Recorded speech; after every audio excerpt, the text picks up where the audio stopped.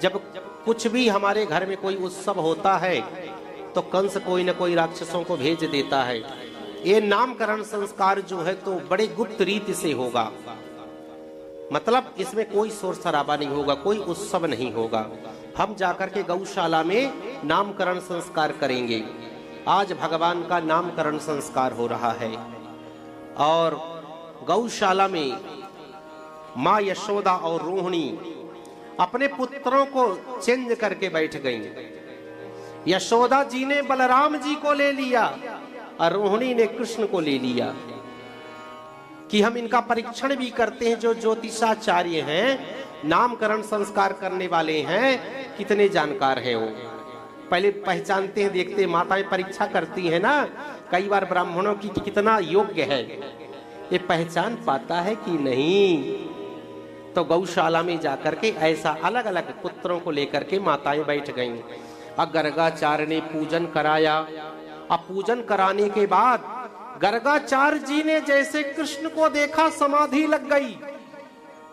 इतना सुंदर, कितना प्यारा बालक है, कुछ बोले ही ना, घंटों बैठे रहे समाधिस्थ होकर के। मैया को लगा कि महाराज को क्या हो गया। महाराज ये तो नामकरण संस्कार कराने आए थे, लेकिन हुआ क्या, ये कुछ बोल ही नहीं रहे। समाधि जब खुली तो बोलना शुरू किए तो भगवान ने इशारा कर दिया कि सब कुछ मत बता देना कि हम कौन हैं, चुप रहना महाराज, जो कराने आए हो वही करिए, नामकरण संस्कार करिए सिर्फ आप। तो आज भगवान का नामकरण संस्कार गौशाला में हो रहा है। आयम हि रोहिणी पुत्रो रमयन् सुहृदो गुणैः आख्यासते रामैति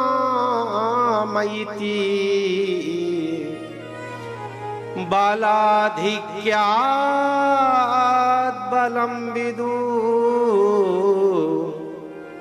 अयं हि रोहिणी पुत्रो।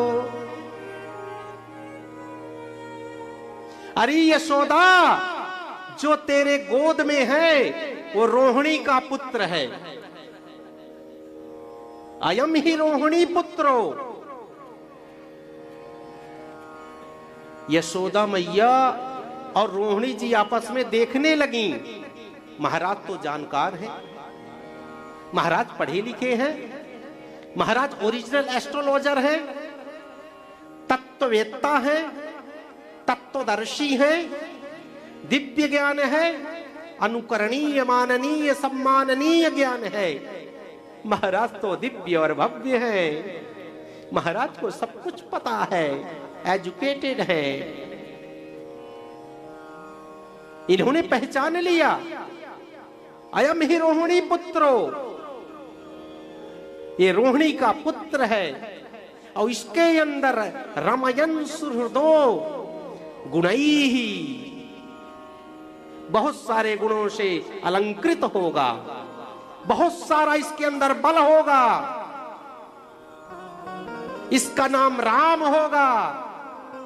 बलाधिक्याद बलम विदुः, बल की अधिकता के कारण से सब लोग इसे बलराम बोलेंगे। बोलिए बलराम भगवान की जय। मैया चकित हो गई, महाराज क्या बात है, ये ज्ञान होता है। बलराम जी का नामकरण संस्कार हुआ। अब जो है हमारे ठाकुर जी का नामकरण संस्कार हो रहा है। तो आज जो है मेरे ठाकुर जी का नामकरण संस्कार, देखिए संस्कार में क्या है, सोचिए। इस झांकी को बैठाइए, लाखों गायें हैं, बीच में कन्हैया बैठे हैं, माताएं बैठी हैं, नंद बाबा बैठे हैं और गुरुदेव बैठे हैं।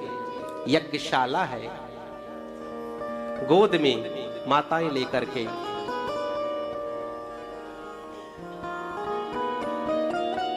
और संस्कार वहां हो रहा है।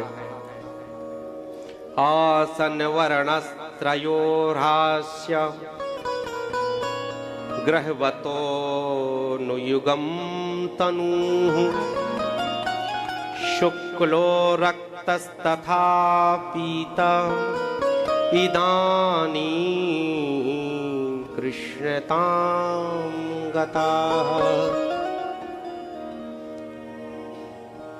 एक कभी कभी क्या बन करके आता है महाराज? कभी कभी सफेद बन करके आ जाता है। मैया एक कृष्ण किसी युग में गोरा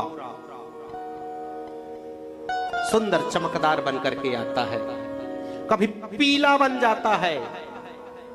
इदानीम प्रेजेंट टाइम में इस समय क्या बन करके आया है?